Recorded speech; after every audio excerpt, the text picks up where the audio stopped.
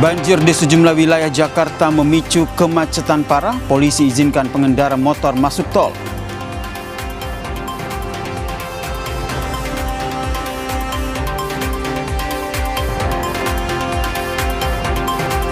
Roy Suryo ragukan Egy Sujana CS sampaikan permintaan maaf ke Jokowi. Mendarkah upaya pembuktian soal ijazah Jokowi masuki babak baru?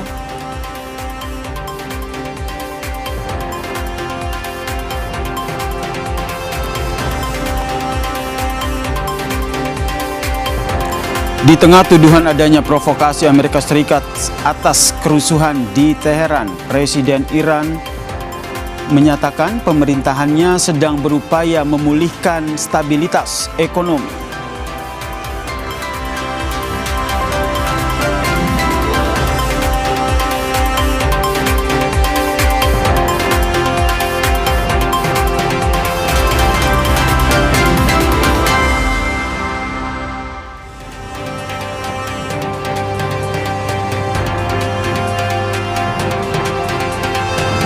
Selamat sore saudara, Anda menyaksikan program berita Kompas Petang bersama saya Masih Sertarigan. Dan saya Yasir Neneama di Kompas TV, independen terpercaya. Informasi pertama saudara, kami awali dari banjir yang terjadi di sejumlah wilayah di Jakarta. Kemacetan parah akibat banjir di sejumlah ruas jalan ibu kota pasca hujan deras sejak pagi tadi membuat polisi melakukan patroli jalan raya di Telantas Polda Metro Jaya, melakukan rekayasa lalu lintas dan memperbolehkan sepeda motor masuk ke jalan tol Wiyoto Wiono.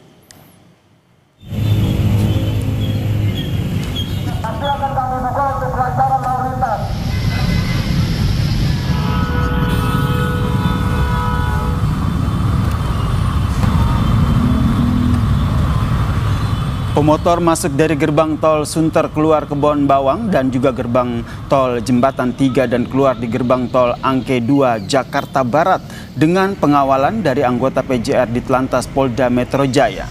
Untuk mengurai kemacetan yang terjadi di beberapa ruas jalan dari Jakarta Utara menuju ke Jakarta Barat, petugas lalu lintas Polda Metro Jaya melakukan rekayasa lalu lintas.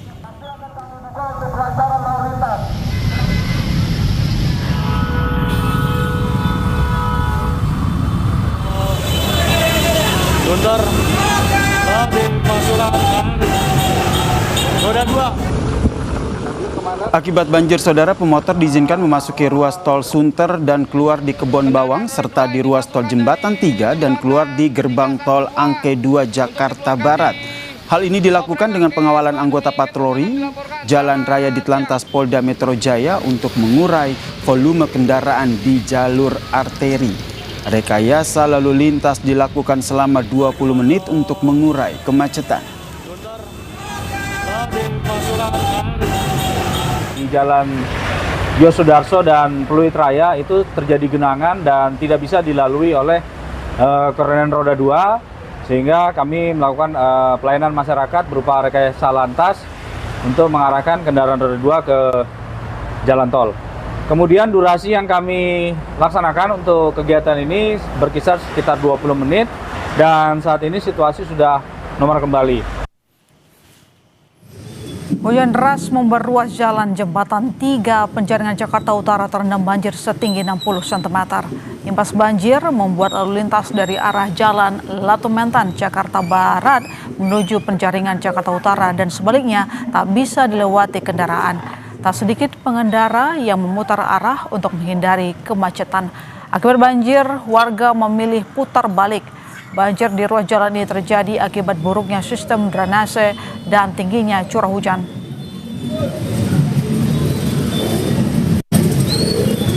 Jadi pulang. Ini rencana mau pulang. Ini lagi usaha pemuteran. Iya, ini mau pulang. Kita harus Perbaiki. Perbaiki ya. Mungkin salurannya kali ya. Nanti Iya.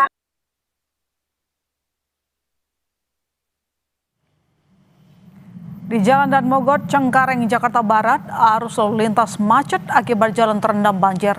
Sejumlah pengendara sepeda motor nekat masuk trotoar jalan untuk menghindari banjir. Banjir di lokasi ini terjadi akibat luapan kali Mokevard yang berada di pinggir jalan.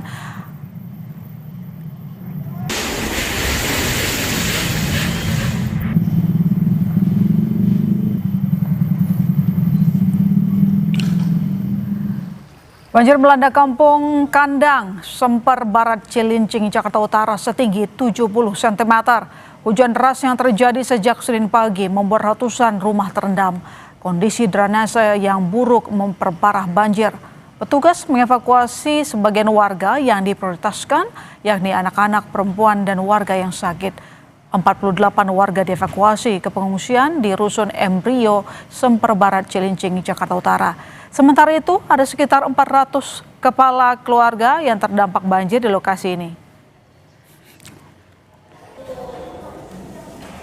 Dia tidak bisa naik sendiri gitu Pak, tidak bisa jalan, jadi teman-teman PPSU bantu ngangkat, dinaikkan ke perahu karet seperti itu Pak. Oke, Pak, hingga saat ini ada berapa jumlah warga yang sudah dievakuasi Pak? Sementara untuk sampai saat ini yang mengungsi sekitar ada 48 jiwa, dan bila curah hujan semakin intens maka akan bertambah lagi, tapi mudah-mudahan tempat penampungan sudah kita siapkan semua Pak, seperti itu Pak. Banjir di sejumlah titik di Jakarta juga menyebabkan 2 unit bus mini Trans yang melintas di Jembatan 3 Raya menuju ke Pluit mengalami mati mesin. Sejumlah warga terpaksa beraktivitas dengan berjalan kaki. Banjir di kawasan ini membuat kendaraan roda 4 dan roda 2 tidak dapat melintas.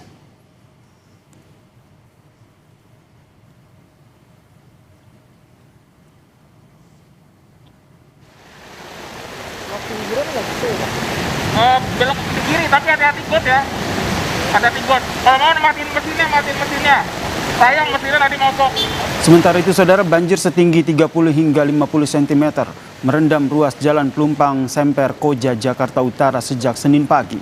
Banjir terjadi usai hujan deras yang melanda wilayah Jakarta. Buruknya sistem drainase membuat kondisi banjir semakin parah. Ketinggian air membuat sejumlah kendaraan roda 2 yang nekat melintas mengalami mati mesin.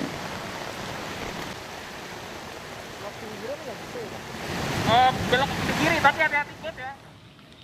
Hujan deras yang mengguyur Jakarta juga membuat permukiman padat penduduk di Jalan Nis Cilandak Timur terendam banjir hampir 1 meter, saudara. Sejumlah warga dievakuasi menggunakan perahu milik petugas setempat ke lokasi yang lebih aman. Luapan Kali Krukut yang tidak dapat menampung volume air membuat banjir semakin tinggi.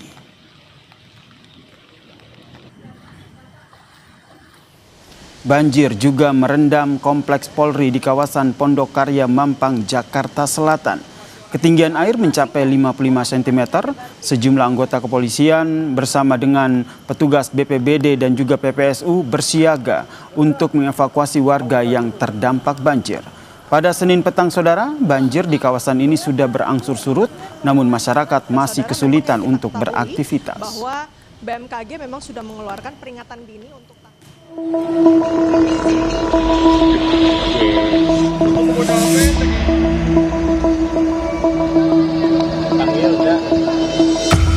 Senin pagi Jakarta diterjang banjir. Di Pluit, Jakarta Utara, sejumlah pekerja terjebak banjir hingga kendaraan mereka mogok dalam perjalanan ke kantor. Demi tiba di tempat kerja, mereka mendorong kendaraan mereka di tengah banjir. Roxy mau ke Emporium Pluit. Mau kerja di Emporium? Iya. Mbak, ini gimana kendaraannya, mogok kah? Mogok sih. Oh, gitu. Iya. Tapi tetap mau kerja ke tempat kerja? Tetap. Udah nunggu berapa lama tadi Mbak di bawah flyover kalau saya lihat? Dari jam 8. Dari jam 8? Iya. Ini udah kayak begini ya? Udah macet. Sama udah banjir juga. 8 tuh sudah neduh di dekat halte, di depan halte. Halte mana tadi? Halte Pluit sini. Dari setengah 8 sampai sekarang kan saya udah kelamaan banget, jadi akhirnya dorong aja udah. Iya. Motor aman masih bisa nyala? Motor nyala cuma nggak bisa jalan. Iya. Ini mau tetap ke kantor? Iya. Tidak hanya pekerja dengan kendaraan pribadi, pekerja yang menggunakan bus Transjakarta untuk bekerja juga terjebak banjir. Transjakarta yang mereka tumpangi terjebak dan berhenti di tengah banjir. Kalau saya lihat sudah hampir 30 menit yang ada di sini. Ini salah satu Transjakarta yang mencoba untuk berjalan, yang dimana kalau saya lihat di dalamnya sebenarnya ini masih banyak penumpangnya di dalam, dan mereka juga tidak bisa kemana-mana lagi-lagi karena pintu benar-benar tertutup depan maupun belakang. kalau lihat di ketinggiannya ini hampir kalau dari ukuran saya selutut orang dewasa. Tapi kalau untuk ukuran ban Transjakarta hampir setengah ban Transjakarta juga hampir tenggelam. Di Mampang Perapatan, Jakarta Selatan, banjir setinggi 80 cm menghambat aktivitas warga. Salah satu korban banjir yakni Rizal berjalan dengan jas hujan seadanya di tengah banjir, hingga akhirnya menumpang perahu karet demi menjemput anaknya di sekolah. Rizal menjemput anaknya ke sekolah karena khawatir banjir makin parah. Dijemput dia mau lewat mana? Oh iya, dari sekolahnya juga sudah memang menganjurkan. Telepon tadi sama guru sekolahnya udah telepon. Menganjurkan untuk dipulangkan saja. Iya, emang udah waktunya pulang. Oh, memang sudah waktunya pulang. Waktunya pulang, cuman kan belum, kalau nggak dijemput khawatir kan udah banjir begini. Air kali udah penuh, udah ngeluap ke jalan. Banjir yang merendam permukiman warga dan jalan utama Jakarta terjadi setelah hujan deras pada Senin dini hari. Warga berharap banjir bisa diatasi dan diantisipasi. Tim Liputan Kompas TV. Untuk mengetahui situasi terkini banjir Jakarta, kita akan bergabung bersama jurnalis Kompas TV, Pedriska Ananda, dan juru kamera Yanuar Ruslim di Pluit, Jakarta Utara. Rizka, Anda bisa mengupdate kepada kami bagaimana kondisi terkini banjir di Pluit?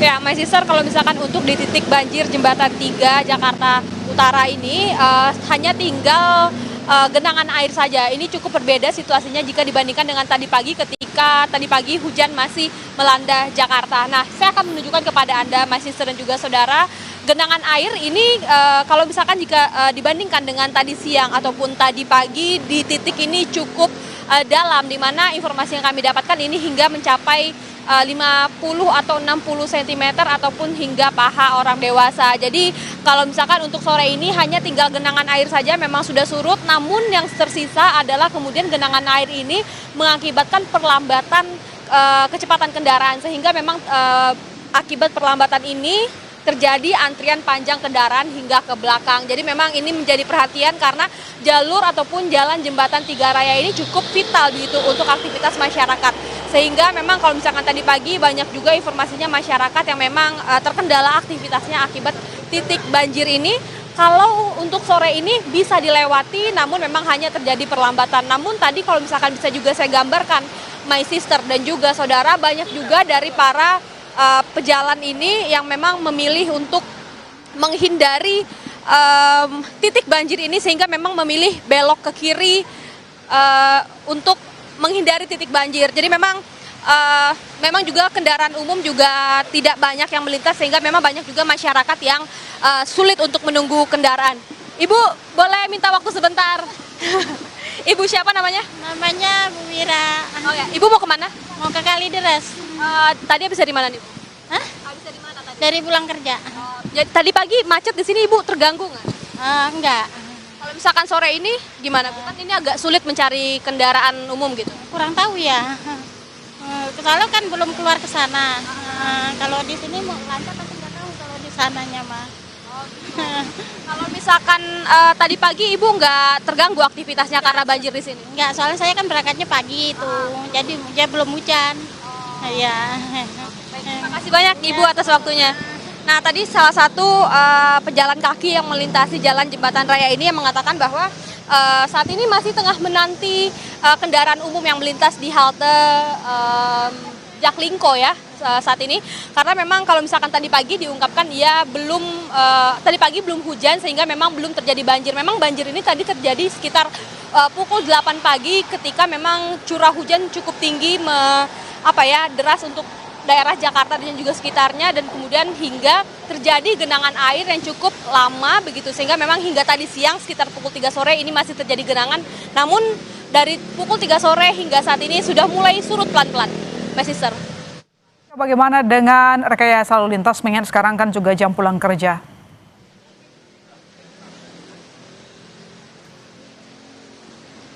Kalau untuk saat ini memang merupakan jam pulang kerja ya, jadi seperti yang tadi saya sampaikan bahwa memang sudah surut perlahan begitu, memang meski tadi tidak dipompa begitu airnya. Jadi memang ini tampaknya surut alami. Memang ada pompa yang sudah disediakan namun memang belum digunakan karena memang surut dengan perlahan. My sister. Oke, baik. Terima kasih Pedriska atas laporan Anda. Dan saudara, kini kita beralih ke Balikpapan di mana dilaksanakan peresmian kilang minyak oleh Presiden Prabowo Subianto. Menteri Luar Negeri Saudara Sugiono, Menteri Sekretaris Negara Saudara Prasetyo Hadi, Panglima Tentara Nasional Indonesia Jenderal TNI Agus Subianto, Kapolri Jenderal Polisi Listio Sigit Prabowo,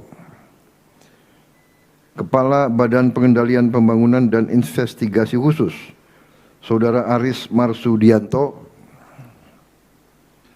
Sekretaris Kabinet RI Letnan Kolonel Infantri Teddy Indra Wijaya, Kepala Badan Komunikasi Pemerintah Saudara Angga Raka Prabowo, Wakil Menteri Investasi Saudara Todo Tua Pasaribu,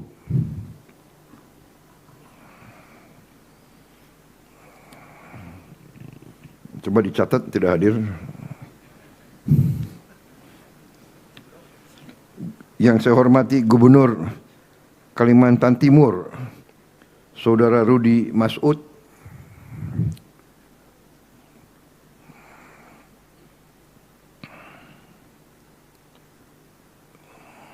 beserta Forkopimda Provinsi Kalimantan Timur. Saya lihat hadir Panglima, Pangdam, Kapolda juga hadir, ya, dengan anggota yang ini, Kepala Kejaksaan dan anggota Forkopimda yang lain, Wali Kota Balikpapan. Oh tadi Saudara Rudi adalah Gubernur, Saudara Rahmat Wali Kota. Ini saudara ini, kakak adik. Oh, kakak adik ya. Gak apa-apa, asal dipilih benar ya.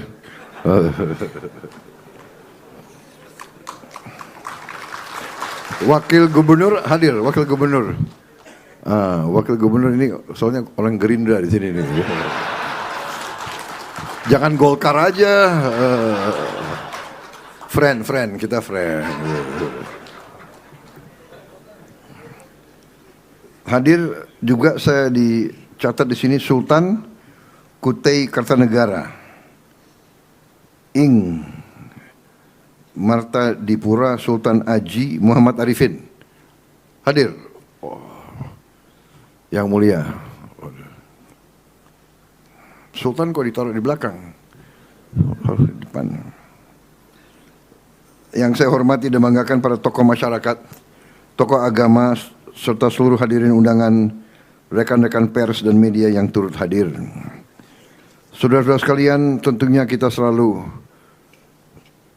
memanjatkan puji syukur kehadirat Tuhan Maha Besar, Maha Kuasa, yang memiliki sekalian alam. Hanya kepadanya lah kita berdoa dan hanya kepadanya lah kita meminta pertolongan. Kita bersyukur atas segala karunia, kebaikan, kedamaian yang masih diberikan kepada kita, atas segala kesehatan diberikan kepada kita sehingga kita dapat berkumpul di sore hari ini untuk melaksanakan suatu acara yang bersejarah, yaitu peresmian infrastruktur energi terintegrasi Pertamina Refinery Development Master Plan Balikpapan. Tadi kita sudah disebut bahwa acara seperti ini pernah dilakukan tahun 94. Berarti 32 tahun yang lalu. Ya lumayan, cukup bersejarah. Tentunya saya menyambut bahagia dan merasa sangat bangga atas yang kita hasilkan hari ini dengan peresmian ini. Dan saya ucapkan terima kasih kepada semua unsur, semua pihak, semua jajaran personelia yang bekerja keras sehingga kita berhasil mencapai hal ini. Para insinyur, para pekerja, aparat keamanan, pemerintah daerah, manajemen dan masyarakat Balikpapan serta Kalimantan Timur. Ini adalah prestasi yang sangat penting bagi negara dan bangsa. Kita mengerti bahwa peradaban modern itu tergantung hal-hal yang esensial bagi berdirinya sebuah negara merdeka. Tentunya pertama, negara merdeka harus bisa menghasilkan pangannya sendiri. Ini sangat mendasar. Tidak masuk akal suatu negara ingin merdeka kalau tergantung makan dari luar negara tersebut. Dan ini harus kita yakini. Yang kedua, selain pangan, energi juga harus bisa kita hasilkan sendiri. Dan alhamdulillah sebenarnya bangsa Indonesia diberi karunia yang luar biasa dari Yang Maha Kuasa. Kita punya sumber-sumber energi yang sangat besar. Cadangan batu bara kita salah satu yang terbesar di dunia. Kita juga punya kemampuan menghasilkan energi dari tanaman, dari kelapa sawit kita bisa hasilkan solar, diesel, biodiesel. Dari batu bara kita bisa hasilkan gas, kita juga bisa hasilkan bensin, kita bisa hasilkan produk-produk energi lainnya. Kita bisa produksi DME yang merupakan bisa menggantikan import LPG kita dari luar. Kita juga punya geotermal terbesar di dunia yang belum kita manfaatkan secara maksimal. Juga kemampuan kita di energi dari air, dan juga saudara-saudara ke depan kita juga akan mengembangkan tenaga surya dengan panel-panel. Kita akan listrifikasi sehingga kita sungguh-sungguh dapat menghasilkan energi kita sendiri. Tidak perlu kita import energi dari luar. Ini sasaran kita. Kita harapkan dalam 5 tahun kita bisa mencapai ini. Tapi tidak ada masalah kalau tidak 5 tahun, tahun ke-6. Kalau tidak tahun ke-6, tahun ke-7. Yang penting kita harus menuju ke situ. Tapi siapa tahu dengan kerja keras kita bisa menghasilkan lebih cepat. Sebagai contoh, waktu saya mengambil alih kepemimpinan nasional setelah saya menerima mandat dari rakyat, saya dilantik tanggal 20 Oktober. Saya beri target kepada tim saya untuk swasembada beras dalam waktu 4 tahun. Ternyata kita berhasil dalam 1 tahun. Ini sesuatu yang tidak diduga-duga oleh siapapun. Ini hasil kerja keras daripada tim kita, dari sinergi kabinet yang saya pimpin. KL bekerja sama, semuanya. Kita memangkas regulasi yang tidak masuk akal. Dulu pupuk sulit, langka, para petani menjerit. Pabrik pupuk milik negara. Pupuk kita subsidi. Tetapi sampai ke petani sangat sulit. Waktu itu ada 145 peraturan. 145 peraturan. Ada 11 KL yang harus menyetujui. Harus juga tanda tangan gubernur dan bupati. Jadi dari pabrik sampai ke petani mungkin dibutuhkan 13 tanda tangan. Bayangkan, kita hilangkan itu semua. 145 peraturan kita hapus. Dan sekarang tidak perlu 13 tanda tangan, cukup 1 tanda tangan, 1 instruksi, kemudian pupuk itu langsung ke petani. Dan petani tidak perlu pakai macam-macam, cukup kartu penduduk, cukup disetujui oleh kepala desa, benar dia petani di sini.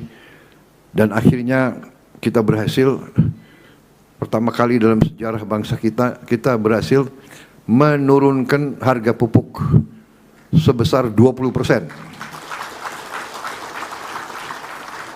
Sesungguhnya Menteri Pertanian melaporkan bisa menurunkan 25%. Tapi saya kasih tahu, biarlah pabrik dapat keuntungan 5%, sehingga kita turunkan cukup 20%, tetapi petani sudah sangat terima kasih. Dan walaupun kita turunkan harga, ternyata volume pupuk naik 700.000 ton. Jadi petani sekarang harga terjangkau, barang ada. Ini contoh. Sekarang juga perberasan. Petani-petani beras sekarang penghasilannya naik. Nilai tukar petani naik. Dari 106 menjadi 125, tertinggi selama sejarah Republik Indonesia. Cadangan kita juga tertinggi. Produksi kita, beras kita tertinggi selama sejarah Republik Indonesia. Saya kira harus diakui prestasi dan pekerjaan daripada tim ekonomi kita, tim pertanian kita, membanggakan. Ya. Dan ini bukan kita menepuk dada, tapi ini harus kita lakukan. Kita harus jadi bangsa yang percaya diri. Kita harus jadi bangsa yang bangga dengan prestasi kita. Kita tidak boleh jadi bangsa yang rendah diri. Bangsa yang selalu merasa kalah. Merasa selalu tidak mampu bersaing sama bangsa lain. Kita tidak boleh. Di setiap bidang kehidupan kita harus menjadi bangsa yang kuat, bangsa yang percaya diri, bangsa yang mampu berdiri di atas kaki kita sendiri. Karena itu saya berbahagia, bangga hari ini satu langkah lagi di bidang energi kita menuju kemampuan kita untuk mandiri, kemampuan kita untuk berdiri di atas kaki kita sendiri. Kita tidak boleh tergantung energi kita dari luar. Tidak boleh. Kita ingin merdeka dan kita mampu. Kita miliki semua. Diberi karunia oleh Yang Maha Kuasa. Tinggal kita mampu atau tidak sebagai bangsa. Masalah kita harus akui, jangan kita tutup-tutupi. Pertamina yang sebenarnya adalah national champion kita. Pertamina mungkin satu-satunya perusahaan Indonesia yang masuk Fortune 500. Ya. Satu-satunya perusahaan Indonesia yang nilainya adalah $100 miliar. Dan harusnya menghasilkan yang lebih baik lagi untuk negara dan bangsa. Dan kita harus mengakui bahwa beberapa tahun belakangan rakyat pun merasa bahwa terjadi manajemen, terjadi permainan-permainan tidak sehat di Pertamina dan di pengaturan ESDM kita. Ada pihak-pihak, saya tidak mengerti, ya, orang-orang Indonesia yang pintar tapi serakah, mengatur mau import dari luar. Dengan import dari luar dia manipulasi harga dan dia kutip sehingga ada pihak segelintir orang yang kaya raya di atas penderitaan rakyat. Karena itu waktu saya menjadi presiden, saya bertekad untuk membersihkan Pertamina. Saya angkat saudara Simon Aleosius dengan beberapa anak-anak muda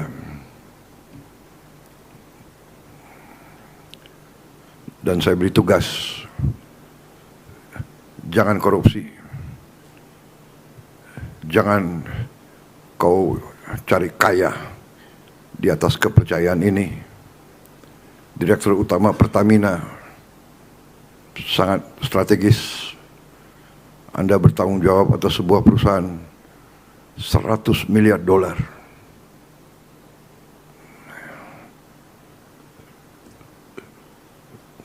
Godaan akan banyak, tapi saudara harus teguh dengan semua jajarannya, dan saya kasih wewenang seluas-luasnya. Siapa yang Anda nilai tidak bagus, pecat. Jangan ragu-ragu. Demi bangsa dan rakyat harus tega. Nggak ada itu. Banyak anak muda yang hebat-hebat. Cari. Saudara-saudara, ini tekad kita semua.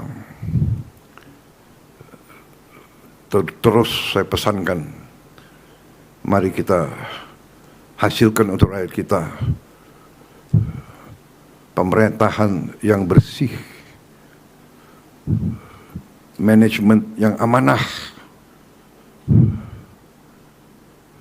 mengelola sumber kekayaan bangsa dengan sebaik-baiknya. Saudara-saudara sekalian, malu kita dengan bangsa lain dan malu terutama dengan rakyat kita.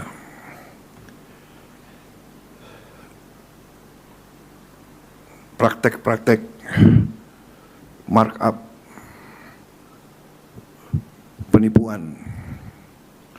Markup itu adalah penipuan dan pencurian, mencuri di siang bolong.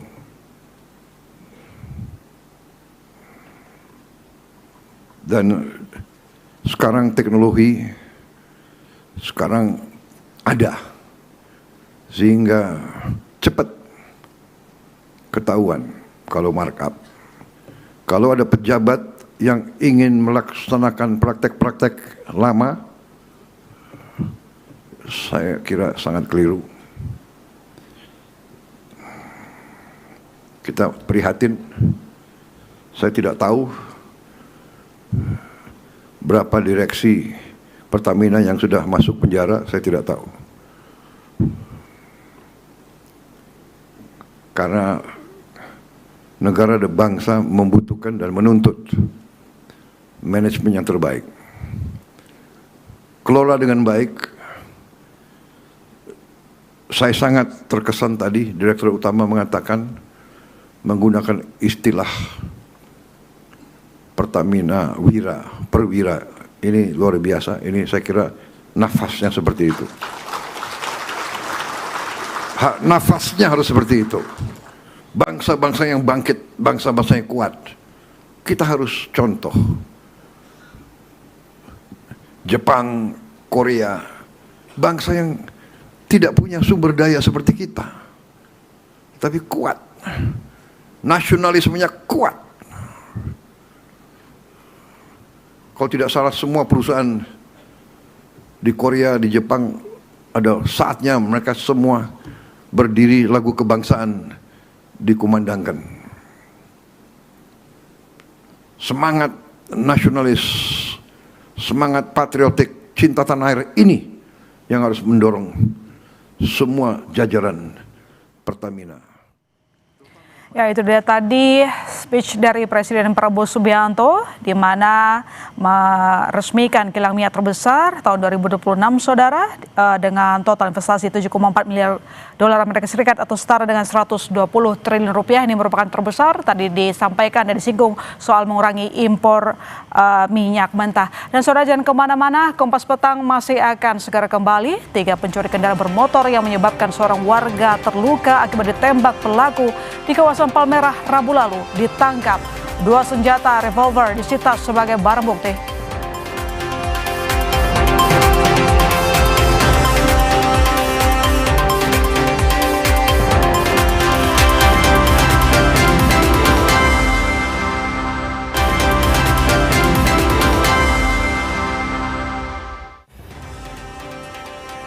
Saudara, 3 pencuri kendaraan bermotor yang menyebabkan seorang warga terluka akibat ditembak pelaku di kawasan Palmerah Rabu lalu ditangkap.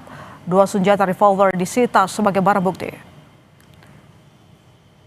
Berdasarkan laporan yang dikumpulkan dari masyarakat, diduga para pelaku sudah 19 kali mencuri motor di wilayah Jakarta Barat dan Timur. Ketiga pelaku ditangkap di tempat berbeda, Yogyakarta, Bandung, dan Jakarta Barat. 2 senjata, 6 unit sepeda motor diamankan sebagai barang bukti.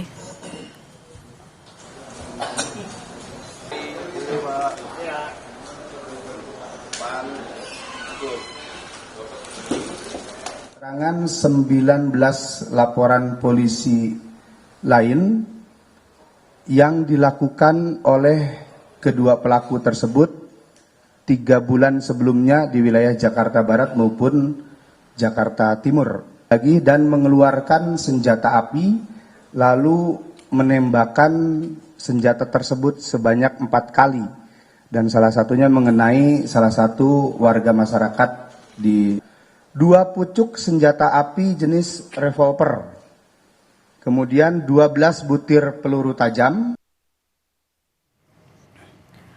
Rabu pekan lalu, pelaku pencurian motor bersenjata api kembali beraksi. Kali ini terjadi di wilayah kota Bambu Selatan, Palmerah, Jakarta Barat. Salah satu pelaku sempat berhasil diringkus warga. Namun saat sedang bergelut, pelaku lain datang dan langsung menembakkan senjata api ke warga. Seorang warga terkena tembakan pada bagian kakinya.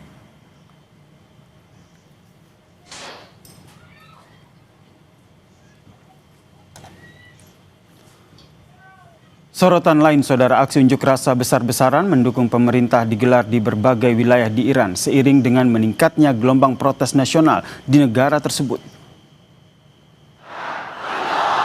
Ribuan pendukung pemerintah mengibarkan bendera Iran serta membawa foto pemimpin tertinggi Iran Ayatollah Ali Khamenei. Massa juga meneriakkan berbagai slogan sebagai bentuk dukungan terhadap pemerintah. Parlemen Iran memperingatkan bahwa negaranya akan menargetkan fasilitas militer Amerika Serikat jika Iran diserang.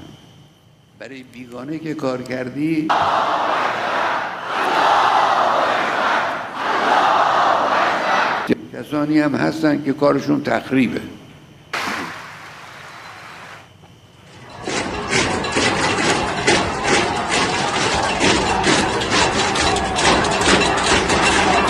Sebelumnya, saudara, kota-kota di Iran terus diguncang unjuk rasa dan kerusuhan. Kemerosotan ekonomi menjadi inti tuntutan pengunjuk rasa terhadap penguasa. Unjuk rasa dimulai sejak 28 Desember 2025. Aparat semakin keras bertindak terhadap pengunjuk rasa setelah pemimpin tertinggi Iran Ayatollah Ali Khamenei Di tengah protes yang meluas, Presiden Iran berjanji pemerintahannya sedang berupaya memulihkan stabilitas ekonomi.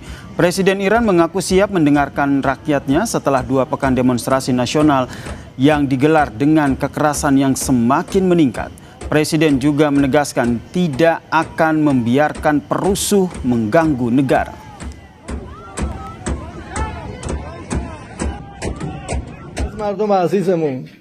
و همان گونه که قبلا بود درخواست اینه که در هر محله اینا جمع شن و اجازه ندن آشوبگری کنن. مردم باید در صحنه باشن. مردم نگرانی دارن، ما با اونا میشینیم و وظیفمونه نگرانی اونا رو حل کنیم. ولی وظیفه بالاتر اینه که اجازه ندیم یه عده آشوبگر بیان کل جامعه رو به هم بریزن. Presiden Amerika Serikat Donald Trump tengah mempertimbangkan serangkaian opsi tegas terhadap Iran usai demonstrasi di negara itu diyakini telah menewaskan lebih dari 500 orang.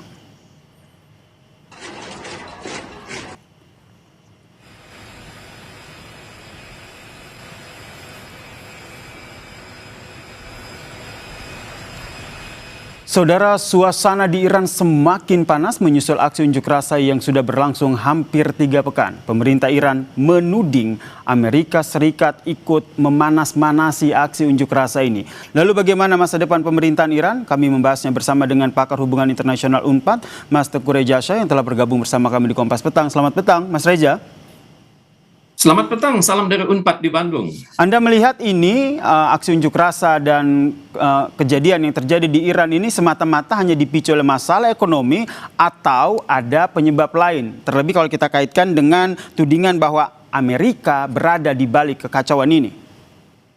Terima kasih. Kalau kita menyimak dari statement para duta besar Iran di seluruh dunia, yang terjadi adalah keterlibatan intelijen asing yang memperburuk ekonomi Iran. Dan untuk itu pemerintah Iran melakukan berbagai tindakan untuk mengamankan ya, misalnya melakukan penangkapan. Dan saat ini kalau kita melihat berapa orang yang sudah meninggal, itu kita berhadapan dengan informasi yang simpang siur. Tapi pada saat ini kita melihat bahwa pemerintah Iran sudah memutuskan aliran telepon dan internet.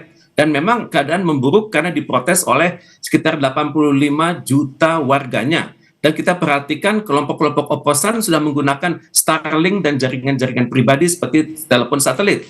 Yang menariknya adalah perbedaan dalam jumlah kematian ya. Kalau versi Anadolu itu mengatakan kematian itu 116, tapi versi Amerika Serikat adalah 544. Yang ditahan menurut versi Anadolu atau media di Turki adalah 2.600, dan sedangkan di Amerika Serikat menyebutnya ada 10.600. Tapi memang harus diakui demonstrasi sudah berjalan selama 3 minggu dan sangat dan terbukti mata uang Iran sudah jatuh dan ekspor Iran sudah terganggu. Jadi yang terlihat sekarang adalah demonstrasi itu sudah menyebar bukan hanya di kota-kota kecil tapi sudah masuk ke kota-kota besar di Iran. Dan ini sangat mengganggu pemerintah Iran. Bisa kita lihat demonstrasi itu terjadi di daerah-daerah seperti Bandar Abbas. Kemudian demonstrasi juga sudah mulai menuntut turunnya pemerintahan yang saat ini memimpin. Sudah muncul slogan-slogan misalnya death to the dictator, kemudian long live the Shah. Jadi menurut Anda masalah utamanya adalah ekonomi yang semakin terpuruk ya. Ditambah lagi nih tadi menarik Anda sampaikan bahwa ada pengaruh dari intelijen asing di sini. Asing yang dimaksudkan di sini siapa? Kalau kita melihat dari sumber-sumber Iran, intel asing itu adalah Amerika Serikat, kemudian yang kedua adalah Israel, dan yang ketiga adalah kelompok-kelompok oposisi di Iran, antara lain yang bernama National Council of Resistance of Iran yang markasnya di Paris dan Albania. Dan kalau kita merujuk pada sumber-sumber Iran, memang kemampuan pemberontakan dalam negeri itu tinggi, karena diperhatikan pada saat perang 12 hari melawan Israel itu kelihatan bahwa ada aksi-aksi pembangkangan di dalam negeri dan juga aksi-aksi penghancuran di dalam negeri Iran sendiri. Tapi kalau kita merujuk kepada alasan Amerika Serikat konon akan menyerang Iran, itu harus diakui memang hubungan diplomatik sudah dapat dikatakan tidak ada. Karena sebelum 1979, hubungan Amerika Serikat, Iran, dan Israel itu sangat mesra pada saat Iran dipimpin oleh Syahansyah Muhammad Reza Pahlavi Aryamer, tapi diruntuhkan oleh suatu revolusi Iran tahun 1979 yang dipimpin oleh Ayatollah Ruhollah Khomeini. Dan sejak itu Amerika Serikat dipermalukan terus-menerus, antara lain mereka gagal menyelamatkan para sandera dalam suatu operasi tahun 79 namanya Blue Light Operation. Kemudian juga Amerika Serikat dipermalukan secara internasional saat Oliver North, seorang pejabat National Security Advisor pada Presiden Ronald Reagan, itu bersaksi atas aktivitas ilegal Amerika Serikat di Timur Tengah dan di Latin Amerika. Dan juga tampaknya Amerika Serikat saat ini sangat mendukung ambisi Israel yang bernama Greater Israel. Ini penguasaan Israel atas wilayah-wilayah di Timur Tengah yang terhambat akibat tingginya kemampuan Iran di sektor pertahanan dan keamanan. Dan ini berarti kita nantikan seperti apa konstelasi kerusuhan yang ada terjadi di sana ya, seperti apa kelanjutannya. Terima kasih Teguh Rejasa, pengamat hubungan internasional UNPAD, telah berbagi perspektifnya tentang peristiwa ini ataupun topik ini di Kompas Petang. Salam sehat. Terima kasih. Salam dari Saudara, tetap di Kompas Petang, informasi lain yang akan kami hadirkan. Ketua Komisi 3 DPR RI Habibur Rahman memastikan pengkritik pemerintah seperti Panji Pragiwaksono dijamin tidak akan mengalami pemidanaan sewenang-wenang.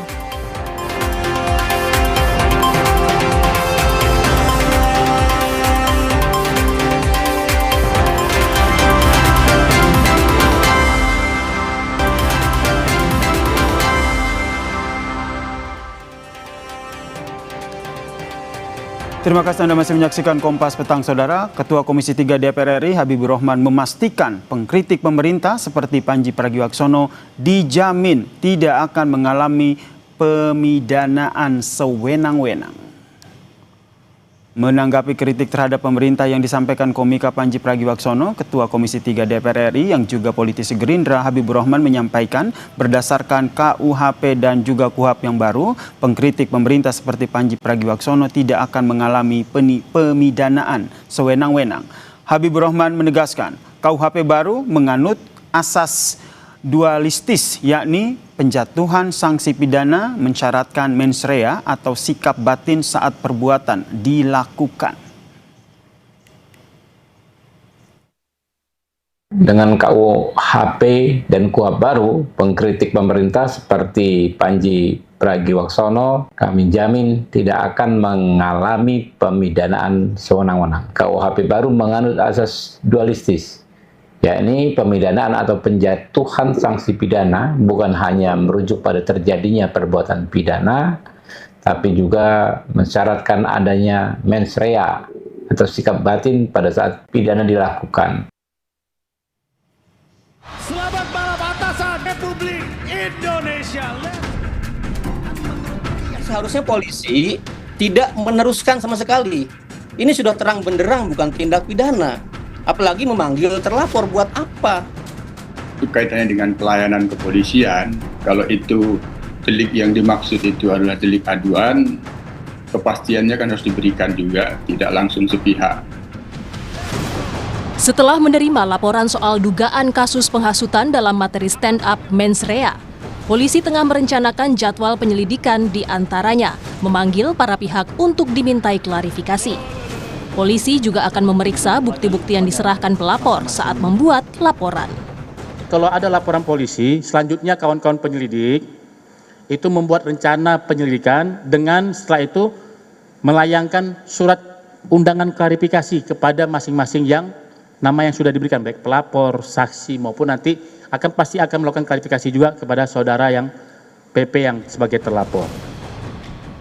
Namun Yayasan Lembaga Bantuan Hukum Indonesia (YLBHI) menilai harusnya polisi tidak perlu meneruskan proses laporan itu, apalagi memanggil pihak pelapor dan terlapor.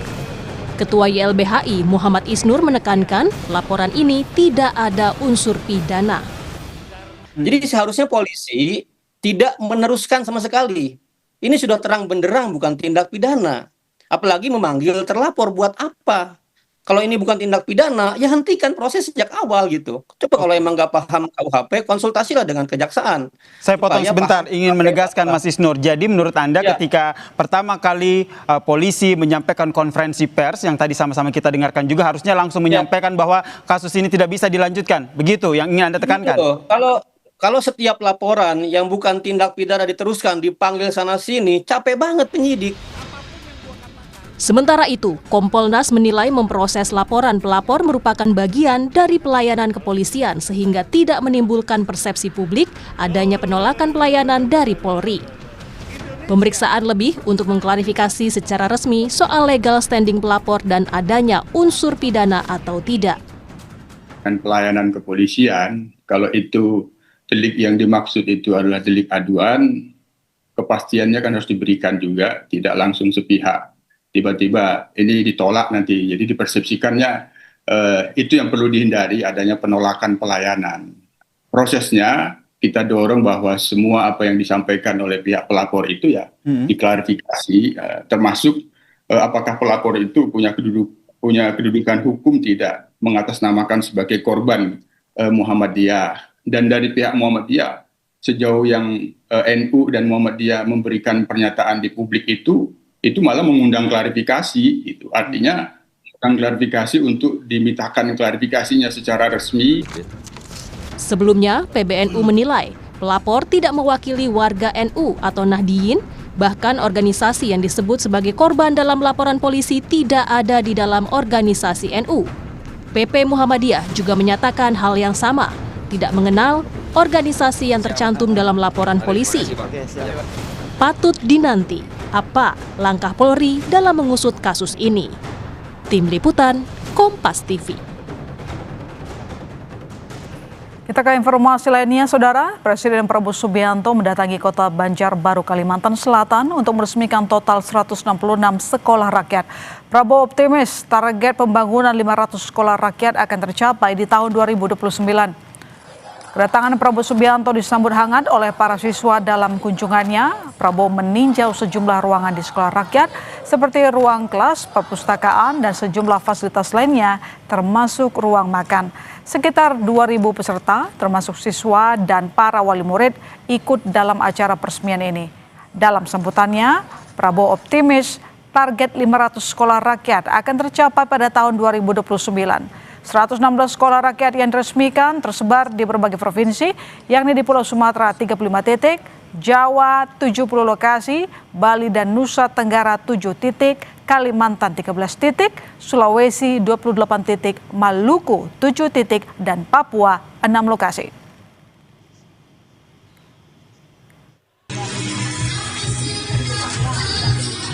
Semua menteri-menteri yang dukung ini luar biasa, dan saya percaya di ujungnya kita akan capai target kita 500, dan tiap sekolah nanti ujungnya sasaran kita adalah tiap sekolah adalah 1.000 murid. 1.000 murid. Kalau hari ini baru sampai 15.000, tapi saya dilaporkan mungkin akhir tahun ini akan mencapai 30.000, tapi ujungnya sasaran kita adalah tiap kampus sekolah rakyat adalah 1.000 murid, berarti sasaran kita nanti 500.000 murid. Usai jeda di Kompas Petang, Saudara, kami hadirkan informasi Polda Metro Jaya telah melimpahkan berkas perkara Roy Suryo CS soal status tersangka kasus dugaan fitnah ijazah palsu Jokowi ke Kejaksaan. Pembahasannya, Saudara, usai jeda. Kami kembali.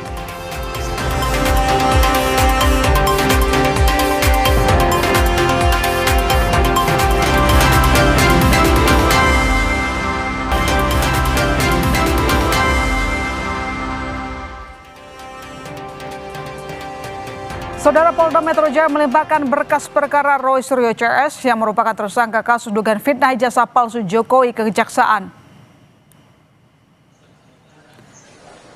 Reskrimum Polda Metro Jaya Kombes Iman Aminuddin bilang pelimpahan berkas perkara dilakukan untuk 3 tersangka kasus dugaan fitnah ijazah palsu Jokowi. Hal tersebut disampaikan Kombes Imanuddin dalam konferensi pers di Polda Metro Jaya pada Senin sore.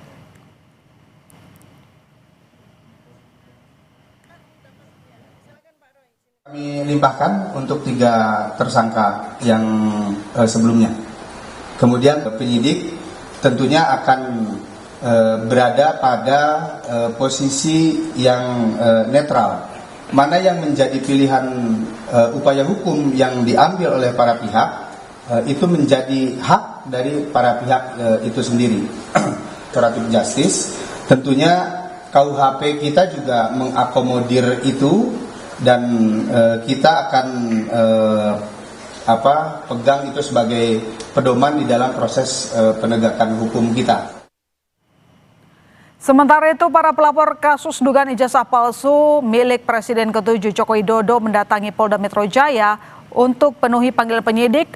Dalam pemanggilan ini, para pelapor sebut bahwa 2 tersangka Egy Sujana dan Damai Harilubis ajukan restoratif justice soal dalam kasus ijazah Jokowi. Menurut pelapor, penyidikan sampaikan bahwa 2 tersangka Egy Sujana dan Damai Harilubis ajukan restoratif justice Meski demikian, para pelapor sebut pihaknya mempertimbangkan akan langkah 2 tersangka tersebut, namun belum memberikan keputusan karena menunggu arahan dari Joko Widodo.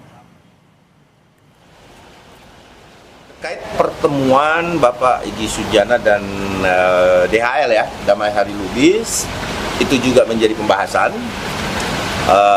Itulah kepentingannya kami dipanggil, bahwa kemudian ada permohonan restoratif yang dilakukan pihak pelapor. Ya, kami menyambut baik, kami menganggap bahwa ya tidak ada masalah kalau memang itu adalah upaya yang baik yang menuju sesuatu yang kenapa sih kita harus memenjarakan orang, kan itu persoalan itu khusus ijazah S1 Bapak Insinyur Joko Widodo yang berkali-kali sudah disampaikan, baik itu keterangan dari UGM, baik itu keterangan oleh beberapa saksi dan lain sebagainya, masih tetap aja jadi kita uji aja di pengadilan kalau untuk yang itu. Tetapi kalau untuk Bang Egy dan Damai Hari Lubis, kita pertimbangkan hal itu sambil tetap berkoordinasi.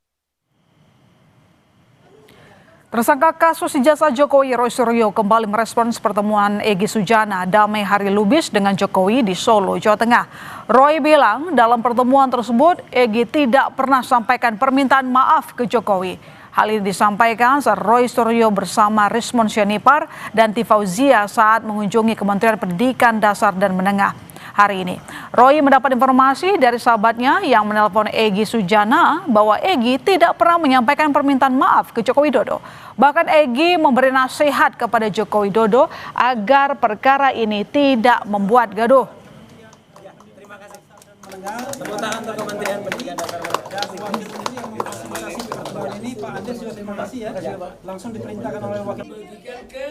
Sahabat saya kemarin 3 hari yang lalu sudah coba telepon dan diangkat, dan kemudian menyatakan kalau dia katanya tidak pernah melakukan permintaan maaf. Dan bahkan dia cerita nanti akan saya sampaikan pada hari Jumat. Kenapa tunggu lama-lama hari Jumat? Kritik saya jangan terlalu lama, karena supaya orang itu tidak kemudian pertanyakan. Jadi kita juga sekarang pertanyakan, dia itu pejuang atau pecundang? Ya. Dalam perkembangan terbaru kasus ijazah Jokowi, Polri telah melimpahkan berkas 3 tersangka Roy Suryo CS ke Kejaksaan. Akan kasus ini segera masuk ke ranah persidangan, kami bahas bersama tersangka kasus ijazah Jokowi Rismon Syarifar dan relawan Jokowi Prabowo Gibran David Pajung. Selamat sore Bang Rismon, selamat sore Bang David. Selamat sore. Selamat sore. Ya, saya langsung ke Bang Rismon kalau begitu. Bang, Anda sudah mendapatkan pemberitahuan soal pelimpahan berkas atau belum? Ya, ada saya Bang. Bang. Iya, suara saya kedengaran Bang? Iya, benar. Ya, Bang Rismon sudah mendapatkan pemberitahuan soal pelimpahan berkas Bang hari ini? Baru dari berita gitu ya, dari Dirkrimum Polda Metro Jaya katanya menyerahkan berkas tersebut ke Kejaksaan. Ya kita tunggu saja ya. Kita tunggu saja proses selanjutnya, karena kami sebelumnya sudah meminta ya, tetapi apa tanggapannya belum kami terima. Yaitu apa yang kita minta adalah pengujian independen, forensik independen ke 3 lembaga. Ya, yaitu BRIN, UI dan Lab Krim Puspom AD TNI gitu, terkait 4 dokumen. Ya, bukan hanya ijazah Joko Widodo, termasuk transkrip nilai. Yang kedua, yang ketiga lembar pengesahan pembimbing skripsi ya, yang kami analisa itu menggunakan teknologi yang jauh melampaui tahun 1985. Yang keempat adalah laporan KKN. Meskipun pihak UGM ya pada saat sidang KIP beberapa waktu lalu itu menyatakan tidak memiliki laporan KKN Joko Widodo, yang secara kontroversi juga dinyatakan tahun 1983 oleh Dirtipidum pada saat bulan Mei yang lalu, dan ternyata dibantah sendiri oleh Pak Jokowi di katanya tahun 1985 awal. Nah, kami juga mengajukan di samping uji independen forensik tersebut, kami mengajukan ahli sehingga ya Polda Metro Jaya dan penyidiknya itu mendapatkan pendapat ahli yang berimbang. Kan ahli yang mereka panggil menuduh kami melakukan manipulasi dokumen elektronik. Itu kan dari pendapat ahli yang dipanggil oleh kepolisian. Kami kan punya hak untuk mengajukan ahli dari kami yang menyatakan bahwa kami melakukannya, dan itu murni untuk menganalisa dengan metodologi ya yang memang dikenal sangat ilmiah dalam bidang digital image processing, begitu. Oke, baik. Kalau begitu saya ke Bang David. Bang David, apakah saat ini sudah sesuai dengan keinginan teman-teman relawan Jokowi ketika kasus akan segera diproses secara hukum? Ya, ini kan bukan soal keinginan kami ya, bukan soal keinginan relawan, tetapi prosedur hukum yang harus ditegakkan. Artinya begini, kan kawan-kawan Rismond dan kawan-kawan sudah minta gelar perkara, sudah dilayanin gelar perkara, minta pengajuan saksi ahli sudah. Nah sekarang kan yang kami soroti ini sebenarnya kami nggak ada urusan dengan Roy, Rismond, Tifa, nggak ada urusan. Urusan kami adalah bagaimana penegakan hukum. Kepolisian dan semua aparat hukum ini yang sangat lambat dalam mengambil keputusan. Padahal sebenarnya kan ini semuanya sudah lengkap. Bukti, alat bukti 700 lebih ya. Saksi-saksi ahli 22-23 orang. Saksi-saksi pendukung ada 120-an orang. Sudah permintaan para tersangka ini sudah dilayanin. Lalu kemudian kenapa baru hari ini diajukan ya? Kemudian kita berharap P21-nya itu cepat. Karena apa? Salah satu bukti bahwa molor-molornya kasus ini memberikan dampak baru lagi adalah ya makin bertingkah lah si Roy Suryo mengadukan lagi kawan-kawan kami. Ini kan menimbulkan kekisruhan baru, menimbulkan polarisasi baru di dalam masyarakat. Karena apa? Karena begitu lambatnya aparatur mengambil tindakan, padahal semua berkas-berkas pendukung sudah lengkap. Bahkan sebenarnya harapan kami ya mereka semua ini harusnya ditahan karena memang tuntutannya kan di atas 5 tahun harusnya kalau mau penuhin itu, tetapi ya kita juga nggak bisa punya kewenangan untuk menuntut para aparat hukum, tetapi mereka terlalu mengabaikan masalah ini sehingga menimbulkan kekisruhan baru. Roy melaporkan lagi teman-teman yang dibalas nanti oleh laporan berikut juga, dan ini akan jadi menurut Bang David, Roy Suryo CS akan ditahan, nanti dijawab Bang, kami segera kembali saudara, tetap di Kompas Petang.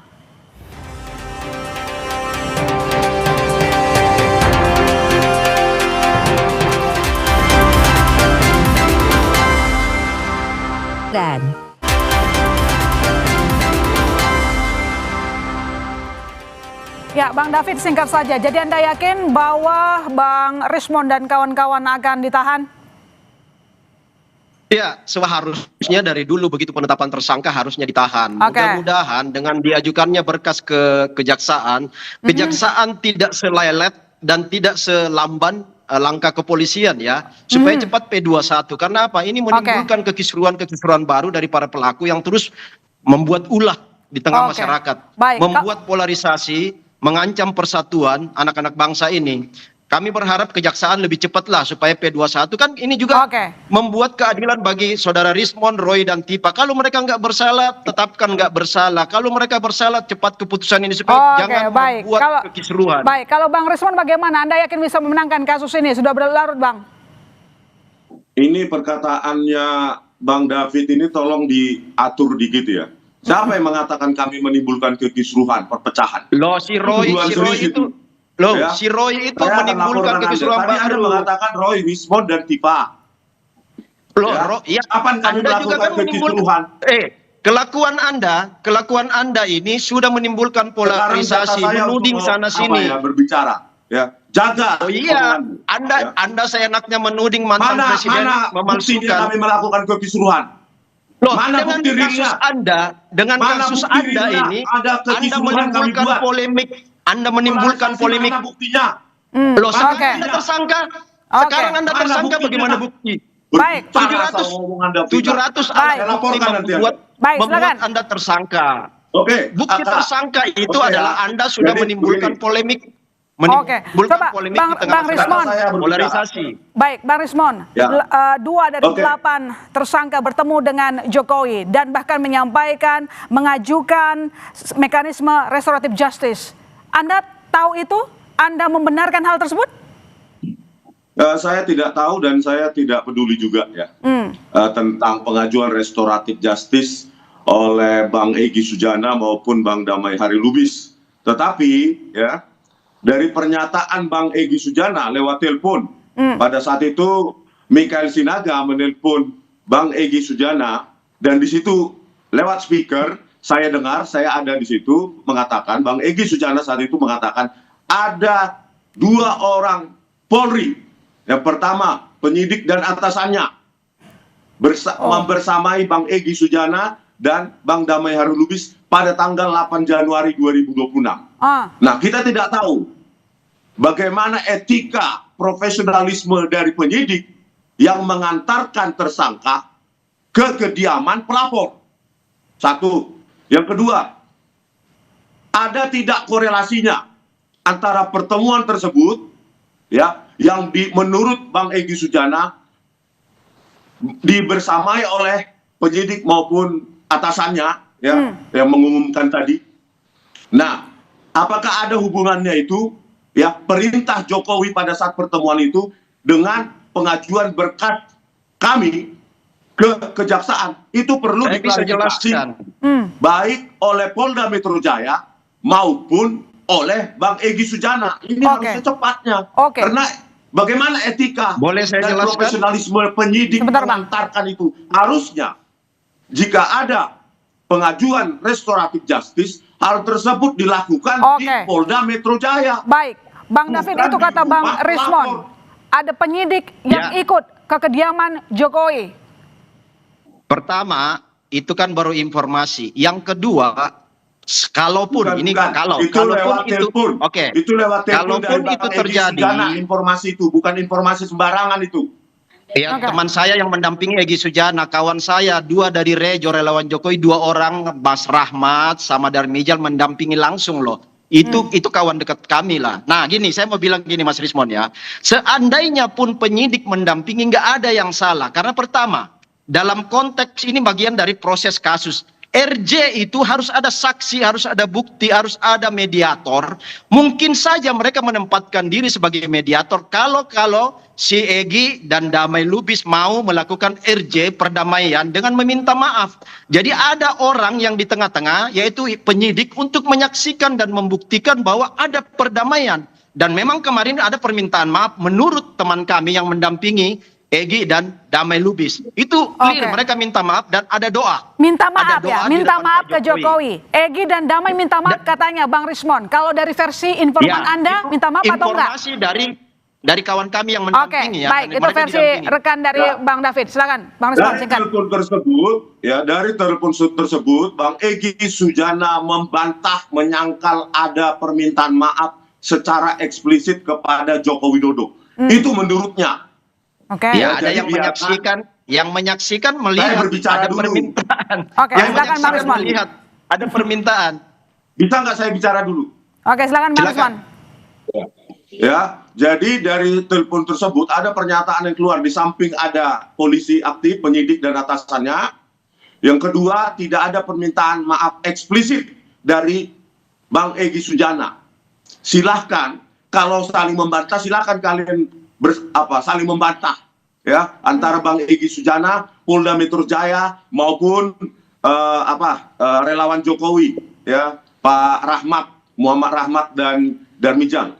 Silakan itu dibantah. Jadi ngapain ke sana, Bang? Kami ingin, publik ingin mengetahui ya untuk apa ya klarifikasi dari Polda Metro Jaya, siapa yang mendampingi mereka dari pihak Polda Metro Jaya. Dari penyidik sebenarnya saya tahu inisialnya 2 orang tersebut ya. Dan gak ada tapi biarkan Polda Metro Jaya menjelaskan itu dan apa kepentingannya. Kalau kepentingan restoratif justice, kenapa dilakukan diam-diam? Kenapa dilakukan diam-diam, Bang David? Singkat saja, saya mau tutup. Kenapa dilakukan diam-diam, kata Bang Rismon? Nggak ada urusan Rismon Roy Tifa. Ini urusannya Egy Sujana dengan Damai Lubis. 2 orang yang ingin melakukan restoratif justice, meminta maaf. Kenapa Rismon yang kebakaran jenggot? Nggak ada urusan. Mereka mau minta maaf itu artinya mereka jiwa besar. Mereka jiwa besar mengakui kesalahan.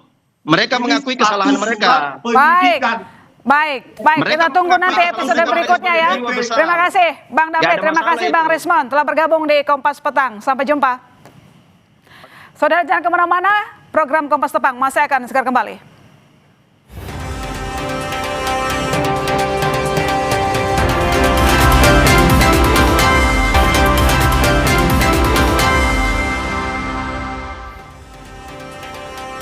Anda kembali menyaksikan Kompas Petang. Saudara, polisi patroli jalan raya Ditlantas Polda Metro Jaya merekayasa arus lalu lintas dan memperbolehkan sepeda motor masuk ke jalan tol Wiyoto Wiono akibat banjir yang terjadi. Pemotor masuk dari gerbang tol Sunter, keluar Kebun Bawang dan gerbang tol Jembatan 3 dan keluar di gerbang tol Angke 2 Jakarta Barat dengan pengawalan anggota PJR Ditlantas Polda Metro Jaya untuk mengurai kemacetan yang terjadi di beberapa ruas jalan dari Jakarta Utara menuju Jakarta Barat. Polisi lalu lintas Polda Metro Jaya melakukan rekayasa arus lalu lintas.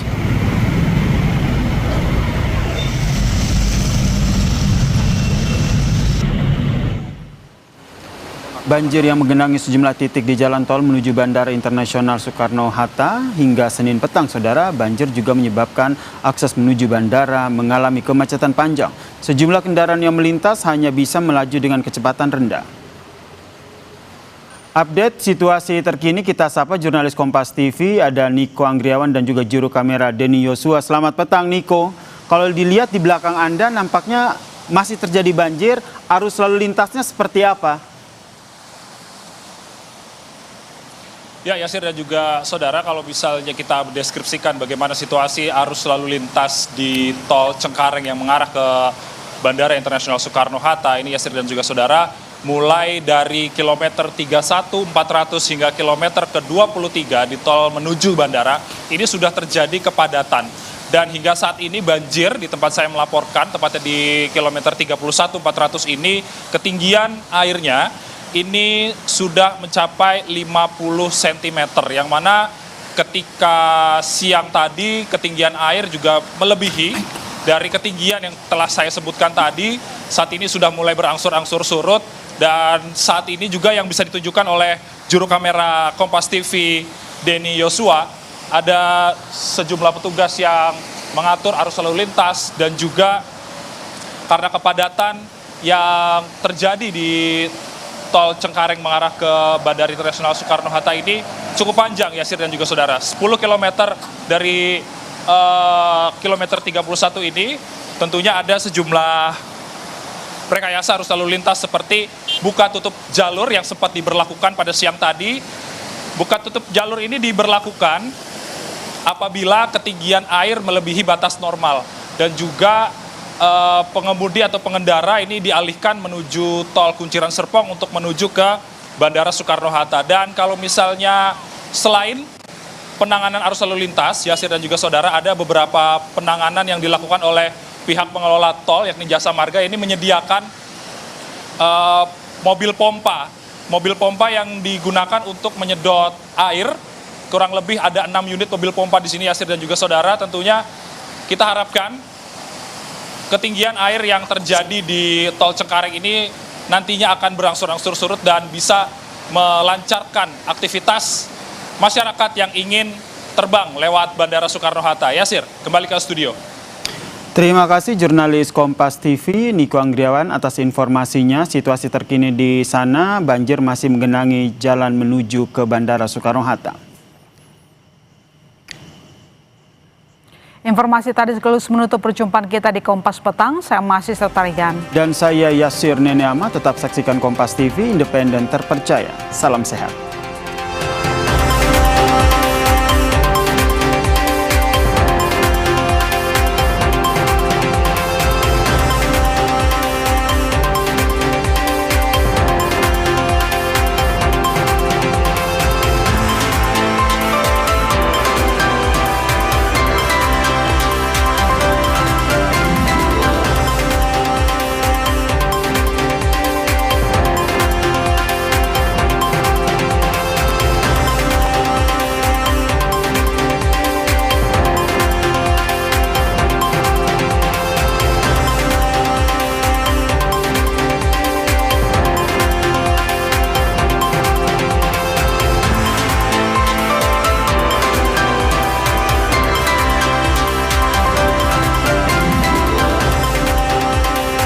Terima kasih Anda telah menyaksikan Kompas Petang, didukung oleh Luak hitam baru, nggak kemanisan, mantap!